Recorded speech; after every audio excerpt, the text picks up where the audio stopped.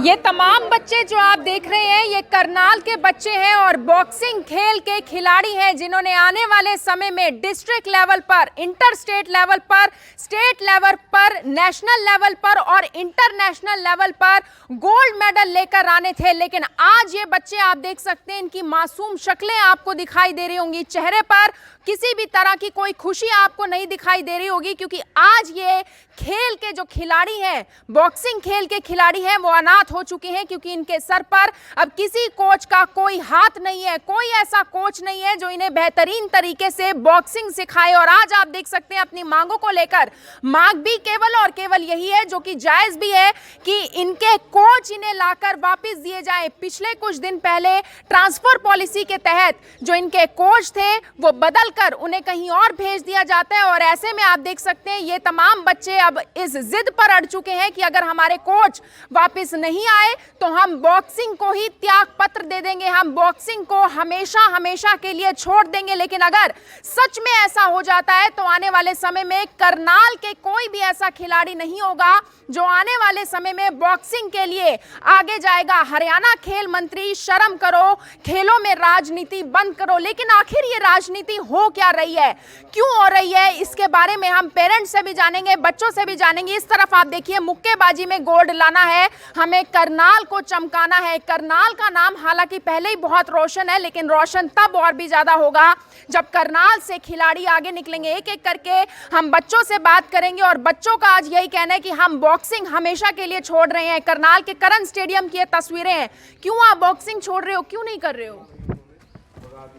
हमारे संदीप सर हमारे नहीं मिलेंगे ना, जब करेंगे बॉक्सिंग नहीं करेंगे। कौन है संदीप सर? हमारे कोच है। कोच हैं? कहाँ चले गए हैं वो? फतेहाबाद ट्रांसफर हो गई उनकी? Yes ma'am. तो अब आपको कौन मिला है कोच? कोई कोच नहीं है? कितने महीनों से खुद ही कर रहे हो यहाँ पर आकर काम? 1 महीने से, पता नहीं 2 महीने से। 2 महीने से खुद ही लगे हुए हो, कोई ट्रेनिंग देने के लिए नहीं है यहाँ पे? अब याद कर रहे हो उनको? Yes ma'am. कितने टाइम से कर रहे हो खुद से कोचिंग, कितने समय से ले रहे हो? 4 दिन से, पिछले 4 दिन। आप देख सकते हैं और बड़े बच्चे भी हैं, उनसे हम ज़्यादा बात करेंगे क्योंकि उन्हें ज़्यादा जानकारी है। कहाँ गए आपके कोच? फतेहाबाद ट्रांसफर हो गया। फतेहाबाद ट्रांसफर हो गया। क्या नाम था आपके coach? Sandeep sir. Sandeep sir. कितने समय उन्होंने आपको ट्रेनिंग दी है? 1-1.5 महीना ट्रेनिंग दी। 1-1.5 महीना दिया। और उसमें बहुत अच्छी उन्होंने ट्रेनिंग दी? बहुत अच्छी ट्रेनिंग देते हैं वो। बहुत अच्छी मिली? हाँ जी। और ऐसी ट्रेनिंग आपको शायद कभी मिली होगी? नहीं, आज के बाद उनको कभी भी ऐसी ट्रेनिंग नहीं मिली। वो बहुत अच्छी ट्रेनिंग देते थे। तो अब करोगे क्या? अब बस हम बॉक्सिंग छोड़ देंगे अगर हमें संदीप सर नहीं मिले तो। तो खेल मंत्री से क्या कहना चाहोगे? खेल मंत्री से हम यही कहना चाहेंगे, अगर हम बॉक्सिंग छोड़ रहे हैं तो उनकी वजह से वो खेल मंत्री है, क्योंकि उन्होंने हमारी कोई सुनवाई नहीं की है। हम उनके पास गए थे, उन्होंने कहा कि तुम्हें संदीप सर नहीं मिलेंगे। आपका क्या नाम है? नीतिका। कितने समय से आप बॉक्सिंग में हैं और कितने समय से प्रैक्टिस कर रहे हैं बॉक्सिंग की? 2 महीने से हम बॉक्सिंग में। 2 महीने से हैं। आपको भी संदीप सर ने सिखाया था? Yes ma'am. काफी अच्छा सिखाया उन्होंने? हाँ, बहुत अच्छा सिखाया। कितने समय से अब यहाँ पर आते हैं और सुनसान लगता है सब कुछ, क्योंकि कोई सिखाने वाला नहीं है? Yes ma'am. खुद ही प्रैक्टिस करनी पड़ रही है? Yes ma'am. लेकिन उसमें वो बात नहीं बनती है? नो मैम, उसमें वो बात नहीं बनती है। ये तमाम बच्चे आप देख सकते हैं करनाल और करनाल के आसपास से हैं। करनाल से हो? कहाँ से हो आप? मैं छिड़ाव से आती हूँ डेली यहाँ पे प्रैक्टिस करने के लिए। तो पिछले कुछ दिनों से तो यहाँ पर सर नहीं है, कैसे करते हो? फिलहाल तो हम बड़े हैं, जैसे सीनियर तो अपने आप ही करते हैं, कोई हमें देखने वाला भी नहीं है कि आप सही कर रहे हो गलत कर रहे हो। और इसमें बहुत सारी टेक्निक्स देखनी पड़ती हैं। हाँ जी, हम गलतियाँ भी करते तो कोई बताने वाला नहीं है हमें। हमारे सर की ट्रांसफ़र कर दी गई है। कोई और कोच अलॉट भी नहीं हुआ यहाँ पे अपना? जो हमारे सीनियर कोच है ना, उनकी ड्यूटी रहती है 6 महीने, वो लगभग बाहर ही रहते हैं, तो 6 महीने में कोई देखने वाला नहीं है। और जो हमारे नए सर आए थे उनकी ट्रांसफ़र कर दी गई है। तो खेल मंत्री को आप कह रहे हैं कि शर्म करो, हमें हमारे कोच वापस करो, ऐसा क्यों? क्या लगता है जानबूझकर किया गया है ये सब? मैम, हम खेल मंत्री के पास रिक्वेस्ट लेके गए थे कि हमारे सर की ट्रांसफ़र रोक दी जाए, लेकिन उन्होंने कोई सुनवाई नहीं की। उन्होंने हमें धमकी दी, हमारे पेरेंट्स को भी धमकाया कि हम आपकी कोच की ट्रांसफ़र नहीं रोकेंगे। धमकी क्या दी है आपको? हमें ना साफ इनकार कर दिया है कि भाई दूसरे कोच आएंगे, इनकी वो ट्रांसफ़र नहीं रोकी जाएगी। आप लोग गए थे साथ में? हाँ जी मैम, हमारे पेरेंट्स भी गए थे। आप भी गए थे साथ में? तो उनकी ट्रांसफ़र क्यों की गई है फतेहाबाद में? अब हम क्या बता सकते हैं, अब ऊपर से उनको ऊपर भी कोई प्रेशर है कि उनकी ट्रांसफ़र कर दी गई है।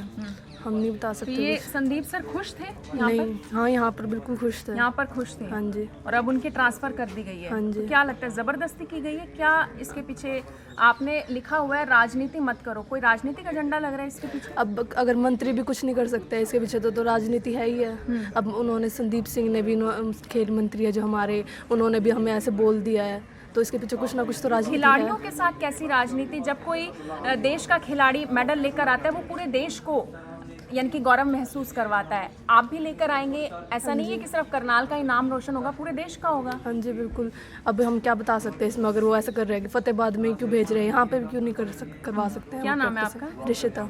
कितने समय से आप बॉक्सिंग कर रहे हैं? मैं 6 साल से कर रही हूँ। 6 साल से। हाँ जी। अब कैसा लग रहा है? कोई नहीं है सिखाने वाला? नहीं, हमारे जो सीनियर कोच है वो उनकी भी ड्यूटी लगी हुई है, वो भी नेशनल गेम्स में गए हुए हैं। वो भी नेशनल गेम्स में गए हुए हैं जो सीनियर कोच हैं, और ऐसे में इन बच्चों को देखने वाला कोई नहीं है कि इनको भी आगे गेम्स के लिए तैयार करवाना है। इन बच्चों के पेरेंट्स भी यहाँ पर मौजूद हैं जो काफ़ी निराश दिखाई दे रहे हैं। इन पेरेंट्स का ये कहना है कि हम अपने बच्चों के ग्लव साइड में रखवा देंगे, हम अपने बच्चों को बॉक्सिंग से हटवा देंगे, खेलों से हटवा देंगे, खेलों से दूर कर देंगे, लेकिन अगर ऐसा होगा तो कैसे चलेगा? बहुत सारे पेरेंट्स हैं यहाँ पर, एक एक करके उनसे बात करेंगे। क्या सर आपका नाम है, कहाँ से आप आए हैं और आपका बच्चा कितने समय से बॉक्सिंग कर रहा है? मेरा नाम मैडम जी पवन कुमार योगी है। मैं करनाल शुगर मिल से हूँ जी। और मेरा बेटा यहाँ 5-6 महीने से लगातार प्रैक्टिस कर रहा है और हमें अपने मुख्यमंत्री जी पर गर्व है और हम अपने मुख्यमंत्री जी तक आवाज़ पहुँचाना चाहते हैं कि हम अपने मुख्यमंत्री जी के माध्यम से बताना चाहते हैं कि मुख्यमंत्री जी का पहले विधानसभा क्षेत्र करनाल है और करनाल के पूरे बच्चों का भविष्य आज मुख्यमंत्री जी की तरफ आंख टकटकाई के देख रहा है कि उनके एक संदीप कोच ने जो आज तक किसी कोच ने उनको नहीं बताया, वो संदीप सर जी ने उनको लवे की तरह तपता करके बच्चों को तैयार किया है। हम बच्चे से पूछते हैं कि आपको क्या सिखाया, बच्चों ने कहा कि हमारे संदीप सर जी हमें ऐसी ऐसी टैक्ट बताते हैं जिससे नेशनल गोल्ड हम आसानी से ले सकते हैं। फर्क महसूस हुआ यानी फ़र्क कि बच्चों महसूस हुआ मैडम जी। कल सारे बच्चे और कुछ साथी हमारे, मैं तो नहीं था कल, लेकिन हमारे बच्चे और भतीजा था साथ में, तो खेल मंत्री जी ने बच्चों के ऊपर जो प्रेशर बनाया है कि राजनीति क्या हो रही है इसमें? क्यों ट्रांसफर किया गया उनका और फतेहाबाद में क्यों किया गया? मैडम जी राजनीतिक तो ये है, संदीप सर जो कोच हैं अभी 2 महीने से लगभग यहाँ आए हैं और जब उनको यहाँ जाना ही नहीं था तो बदलिया क्यों? क्योंकि वो यहाँ से करनाल के ऐसे टैलेंट बच्चों को पढ़ चुके थे कि ये बच्चे करनाल के नेशनल गोल्ड जरूर लेके आएंगे। तो संदीप कोच की एक राजनीतिक के तहत फतेहाबाद में ही क्यों? अगर कोच भेजना है किसी और कोच को भी भेज सकते हैं फतेहाबाद में क्यों ट्रांसफर की गई है? तो यही तो रीजन है इस बात का। तो खेल मंत्री जी को इस बात और पे इरादा था या किन्हीं और बच्चों को ट्रेनिंग देनी थी? ये तो मैडम जी अभी कुछ पता चल रहा है साथियों से कि वहाँ प्राइवेट एकेडमी खोली हुई है। किन्होंने? जो वहाँ के मंत्री जी के कोई चेते हैं। और हमें तो इस बात का भी नहीं पता था कि छोटे बच्चों की डाइट मिल रही है। खुद खेल मंत्री जी ने कल अपने मुख से कहा है कि जो नर्सरी के बच्चे हैं मैं उनकी डाइट बंद कर दूंगा। हम खेल मंत्री जी से पूछना चाहते हैं, खेल मंत्री जी किस बच्चे को आज तक आपने डाइट दी? आप पूछ सकते हो किसी को, जब मिली नहीं तो इसका मतलब तो कहीं ना कहीं तो आप सभी समझ सकते हैं कि खेल मंत्री जी को इसकी भी छानबीन करवानी चाहिए कि वो डाइट है कहाँ। खेल मंत्री जी से मिलने गए थे तब क्या बात हुई? उन्होंने क्या कहा आपको? तो बच्चे कह रहे हैं उन्होंने धमकाया? मैं तो नहीं गया था, मेरा भतीजा था, मेरे भतीजे ने बताया। ये आप बताया गए थे, सर, क्या हुआ? हम खेल मंत्री जी से मिलने गए सुबह मेरा नाम अमनदीप है। मेरे बच्चे बॉक्सिंग में आते हैं दोनों। 4:30 बजे बच्चे स्विमिंग में यहाँ बॉक्सिंग प्रैक्टिस के लिए आ गए थे। 4:30 बजे से तैयारी करते करते बच्चे 8 बजे उनकी कोठी पहुँच गए थे। 8 बजे से दोपहर के 1:30 बज गया था बच्चों को।